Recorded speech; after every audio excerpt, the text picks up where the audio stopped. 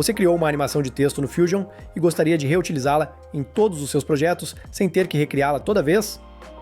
Neste vídeo, vou mostrar como salvá-la como um efeito personalizado. Vamos começar! Assim que sua animação de texto estiver concluída no Fusion, a primeira coisa que você precisa fazer é selecionar todos os nós. Clique com o botão direito em qualquer um deles e escolha Grupo. Perfeito!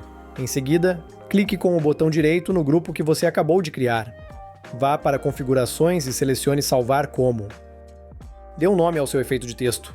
Este será o nome que aparecerá mais tarde no menu de títulos no DaVinci. Você pode salvar o arquivo em qualquer pasta no seu computador. Pronto, agora salvamos nosso efeito. Então, como o adicionamos ao DaVinci Resolve? Muito fácil. Vá ao menu de Efeitos, expanda a aba Modelos, depois Editar e selecione a categoria Títulos. É aqui que todos os títulos embutidos estão localizados. Agora, abra a pasta onde você salvou sua animação e simplesmente arraste-a para a pasta.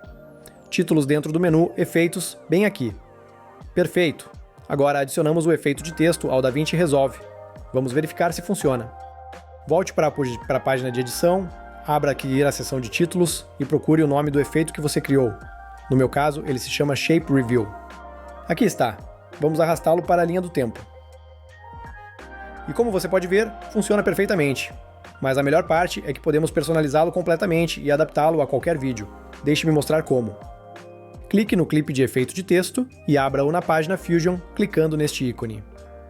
Aqui você verá o nó de grupo que criamos no início do tutorial.